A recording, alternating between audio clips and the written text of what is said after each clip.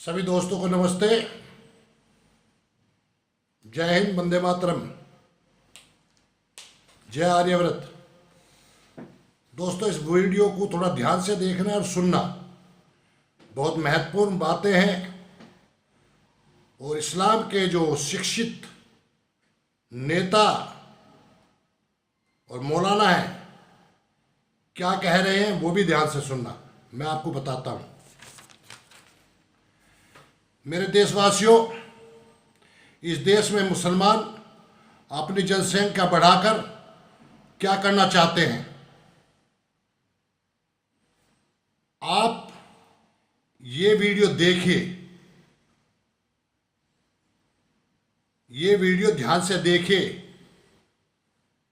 दो अधर्मी पढ़े लिखे क्या बात कह रहे हैं, ध्यान से सुनिए।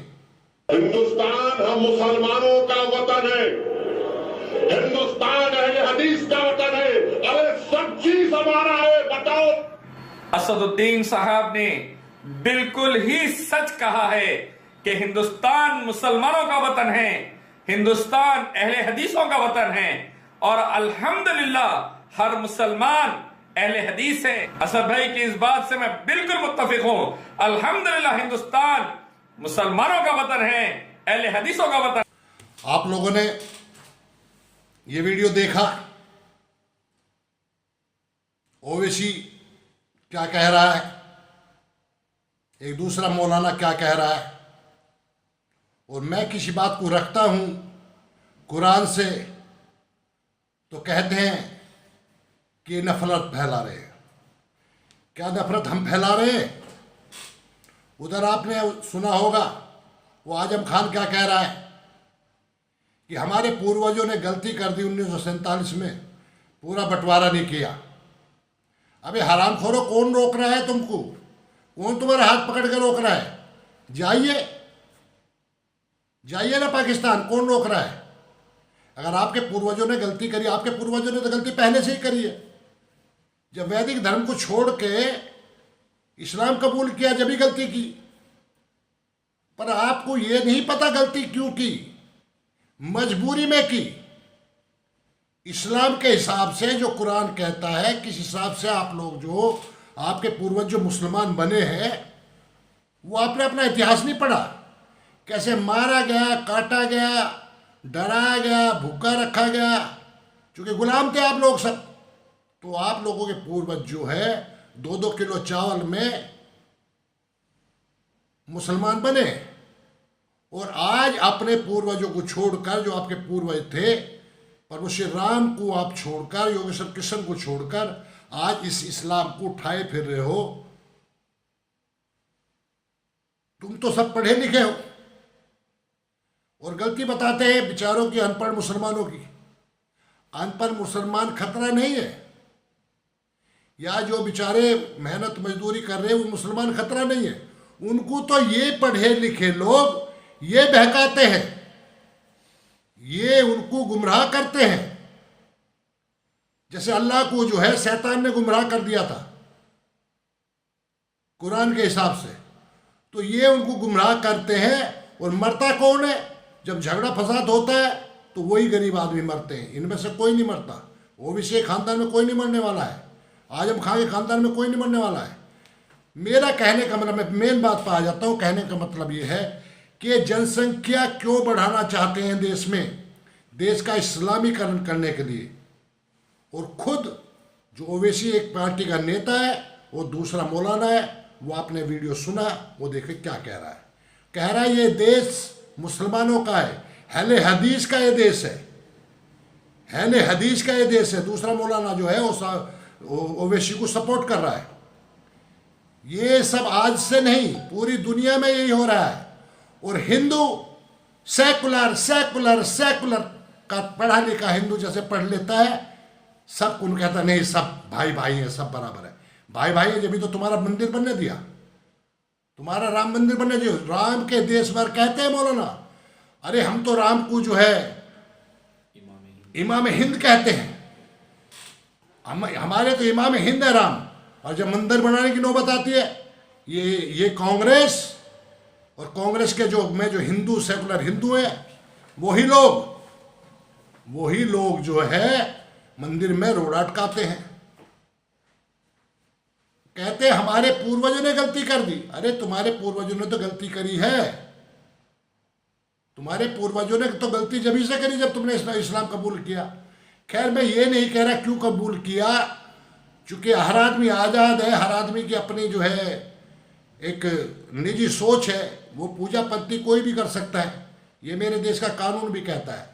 लेकिन जो सत्य है, हिंदुओं आपको बता रहा हूं मैं, आप कुरान को नहीं पढ़ते हो, कुरान को पढ़ के देखिए।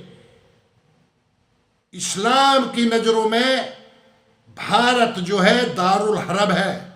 दारुल हरब का मतलब युद्ध का स्थान। जब तक यहाँ पूरा इस्लाम का झंडा ना फहराया जाए, ये दारू भरा भी रहेगा, मुसलमानों के लिए युद्ध का स्थान ही रहेगा। कहना हिंदू मुस्लिम भाई भाई बेकारी बातें हैं। कोई मुस्लिम हिंदू को भाई नहीं मानता है। कुरान के हिसाब से जो ईमान नहीं लाए हैं, जो अल्लाह को नहीं मानते हैं, मोहम्मद साहब को नहीं मानते हैं, हदीस जिब्राइल को नहीं मानते हैं, वो सब जो काफिर हैं। और काफिरों के लिए सख्त आदेश है कुरान का, अल्लाह का, कि जहां पाओ वहां कत्ल करो। 6666 आयतों में 1000 आयतें ऐसी हैं काफिरों को जहां पाओ वहां कत्ल करो। ये ध्यान से सुन लेना। इनका मोटिव जो है वो आपके समझ में आ गया होगा। हर मुस्लिम 2.5% ज़कात देता है, जिससे देश में पैसा इकट्ठा होता है कितना, 62,000 करोड़ हर साल। वो किस काम में लगता है, इस्लामीकरण के लिए। और हिंदू मंदिर में जहां भी पैसा इकट्ठा होता है, कहीं कोई काम होता है क्या, कहीं गुरुकुल बनाए जा रहे हैं हिंदू को, बच्चों को पढ़ने के लिए कि वेदों की शिक्षा दी जाए, नहीं बनाए जा रहे। हिंदू अगर कहीं कोई आदमी किसी को बोलता है कि भाई धर्म के काम में मदद करो, तो वो सोचते हैं यही इस्लाम वाले, उन्हें पता लग जाए देखो ये तो भीख मांग रहे हैं, देखो भीख मांग रहे हैं। अरे हराम खोरो, तुम्हारे पास कहाँ से पैसा आ रहा है? तुम्हारे पास तो गुरुआदि भी पैसा पहुँचा रहे हैं इस्लाम को बढ़ाने के लिए, इस देश को बर्बाद करने के लिए। शांति से तो रहने का कोई मतलब ही नहीं है ना, चूंकि मुसलमान कभी सेकुलर नहीं हो सकता। मुसलमान सिर्फ कुरान को मानता है, कुरान को फॉलो करता है। जो कुरान को फॉलो करेगा वो सेकुलर नहीं हो सकता। कुरान के हिसाब से सबसे बड़ा इस्लाम है, सबसे पहले इस्लाम है, उसके बाद देश वगैरह सब बाद में आते हैं। तभी तो ये लोग कहते हैं कि दुनिया में जितने भी मुसलमान हैं वो सब हमारे भाई हैं, यानी कि जितने भी दुनिया में मुसलमान हैं वो सब भाई हैं। जो इनके देश के लोग जो हैं, जो हिंदू हैं, सिख हैं, ईसाई हैं, पारसी हैं, जैन हैं, वो इनके भाई नहीं हैं। कुरान के हिसाब से जितने भी दुनिया में मुसलमान हैं वो ही इनके भाई हैं। इसीलिए तो ये आप लोगों को बोलते हैं कि हमारे तो 56 देश हैं, हिंदू तुम्हारा क्या है। और यही हाल रहा हिंदुओं को, तो कुछ नहीं बचने वाला। 10-20 साल और रुक जाओ, यहाँ लोकतंत्र है, और लोकतंत्र में जिसकी ज्यादा वोट है वही राज करेगा। आज जब इनका राज हो जाएगा, यहाँ सरिया कानून भी लगेगा, और वही जो पहले की तरह जैसे तुम गुलाम थे वही होगे, वही तुम्हारे पे अत्याचार होंगे। ये वीडियो मैंने जो पढ़े लिखो मुसलमानों की दिखाई है, जो पढ़े लिखे इस्लाम के जानकार है। एक तो बैरिस्ट्री करके आया बाहर से,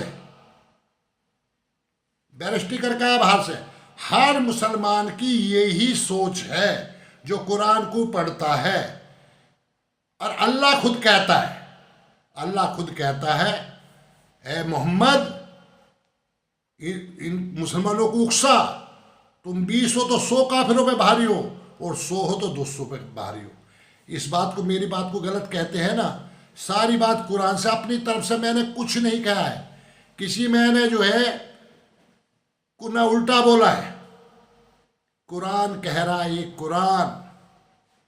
तो हिंदुओं संभलना तो संभल जाओ, और नहीं संभल सकते तो तुम्हारी मर्जी, जो होगा तो होगा, सबके लिए होगा वो तो। अपने धर्म के लिए, अपने देश के लिए अगर देश को बचाना है तो आपको एक होना होगा, एक होना होगा। नहीं तो पूरा आर्यव्रत था और कोई देश ही नहीं था। और बढ़ते बढ़ते बढ़ते बढ़ते कहाँ से कितने देश बच गए, 56 तो इन्हीं के बन गए। और तुम्हारे पे क्या बचा? कहने को एक हिंदुस्तान, नेपाल था वो भी सेकुलर कंट्री हो गया। अब तुम पे क्या बचा? बाबा जी का ठुल्लू। इसको भी इन्होंने कह दिया हिंदुस्तान जो है मुसलमानों का देश है, अहले हदीस का देश है। और अब भी नहीं समझते तो मत समझो, बताना फर्ज था। इसी वीडियो पे कुछ लोग तो कहेंगे देखो क्या बकवास कर रहा, देखो क्या बकवास कर रहा। और मुसलमान तो पानी पी पी के गुस्सेंगे, देखो हमें जो है बदनाम कर रहे हैं, इस्लाम को बदनाम कर रहे हैं। अरे मेरे भाइयों, मेरा धर्म तो कहता है मनुर्भव सब मनुष्य बनो।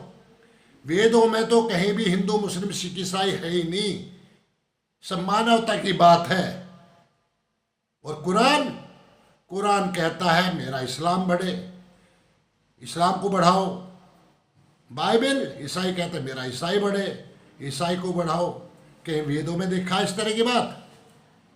क्या हिंदुस्तान ने कहीं जाकर कब्जा किया?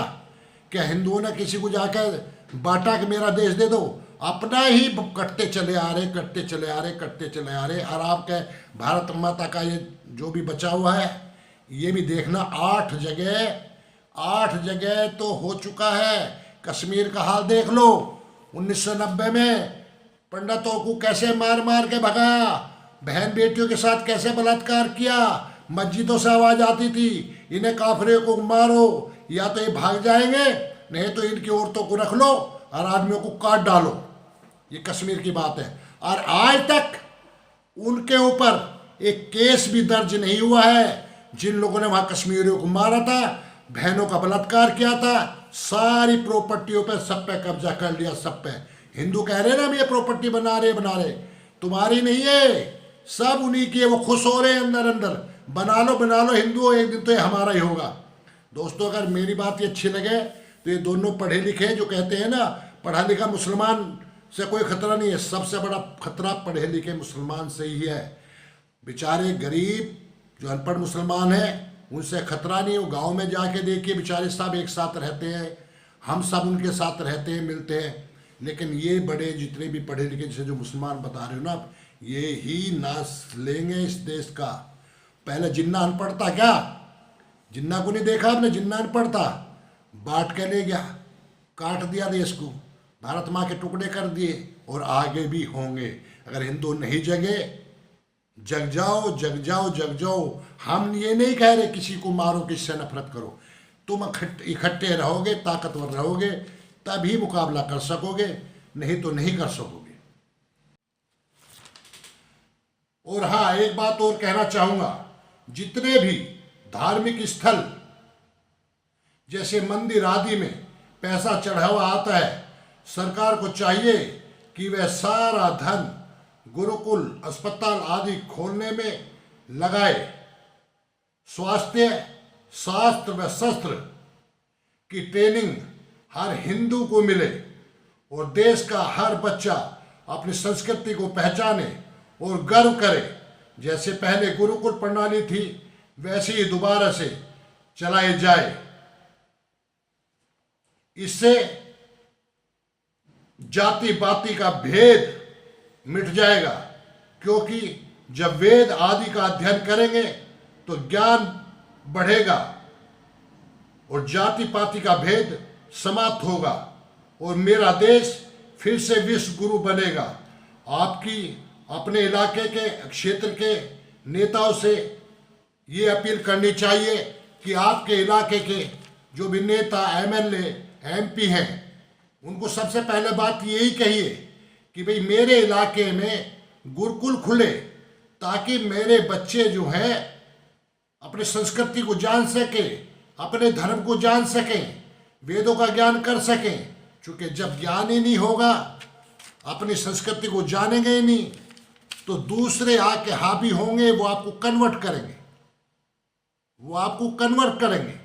और जब आपको ज्ञान होगा, धर्म के बारे में पता होगा, किसी की हिम्मत नहीं होगी हरामखोर की कि आपके बच्चे को कोई कन्वर्ट कर दे। हमारी किसी बेटी को हमारे किसी बेटी को कोई जो लव जिहाद में फंसा सके। अगर आपने वेदों का और अपने सही संस्कृति का ज्ञान अपने बच्चों को दे दिया ना, तो वही बेटी कहेगी कोई जब लव जिहाद में फंसाने की कोशिश करेगा, अरे भैया उसको वहां काट आई हूं, वहां मार के आ गई हूं, उसने मेरे को ऐसे बोला था। कभी आर्यों की बेटी देखी आपने लव जिहाद में फंसती हुई? नहीं। मेरा शरीफ, मेरा अनजान हिंदू इनके चक्रों में आ जाता है, इनके चक्रों में हमारी बहनें आ जाती हैं, क्योंकि उनको अपनी संस्कृति का, मैं कहने जो शिक्षा है ना, जो जितनी पश्चिमी शिक्षा मेरे देश को दी जा रही है, ये हमारी संस्कृति को विनाश कर रही है। जब तो देखा ना, सुप्रीम कोर्ट का जज एक ऑर्डर पास करता है कि आदमी अपनी मर्जी है, उनकी इच्छा है, आदमी आदमी के साथ रह सकता है, आदमी आदमी के साथ सो सकता है, लड़की लड़की के साथ रह सकती है। अरे ये मेरे देश की संस्कृति है। इन हराम खोरों ने मेरे देश की संस्कृति का नाश कर दिया है और एक कानून पास कर दिया कि शादीशुदा कोई औरत है तो अपनी मर्जी से किसी और आदमी से भी संबंध बना सकती है। यह है मेरे देश की संस्कृति, ये मेरे आर्यवर्त की संस्कृति। इसको मिटाने के लिए आप लोगों से प्रार्थना है कि जो भी आपके देश का नेता आपके पास आता है, एमएलए या एमपी, उसको बोलिए कि मेरे इलाके में गुरुकुल बनाएगा या नहीं बनाएगा। गुरुकुल बनाएगा, वेदों की शिक्षा देगा, शास्त्र की शिक्षा देगा, शस्त्र की शिक्षा देगा। मेरे इलाके में स्वास्थ्य के लिए हॉस्पिटल होंगे तो तुझे जिताएंगे, कोई भी हो। ये जाति पाति के हिसाब से वोट देनी बंद करो। जो आपसे ये वादा करे उससे लिखित में वादा करो और उसको खुल के वोट करो। जो आपको इस बात के लिए सपोर्ट करे कि हाँ मैं बनाऊंगा, मैं गुरुकुल बनाऊंगा, मैं आपकी मदद करूंगा, उसको खुल के वोट दो।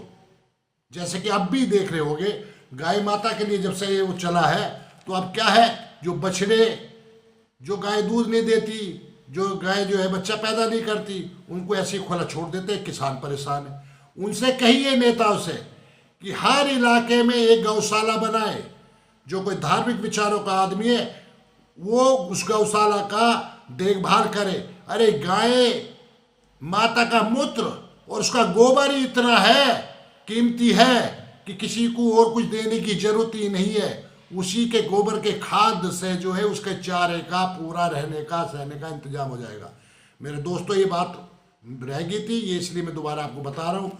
जो भी अपने देश से प्यार करता है, अपने देश को चाहता है, उन सब से मेरी ये विनती है कि जो भी नेता आपके पास आए, उनसे सबसे पहला सवाल यही करे कि मेरे इलाके में ऐसी शिक्षा प्रणाली हो जिसमें शास्त्र की, शस्त्र की, मेरी संस्कृति की शिक्षा दी जाए। वीडियो अच्छा लगा हो तो इसे शेयर करें, ज़्यादा पहुंचाए। ओम नमस्ते, वंदे मातरम, जय आर्यव्रत।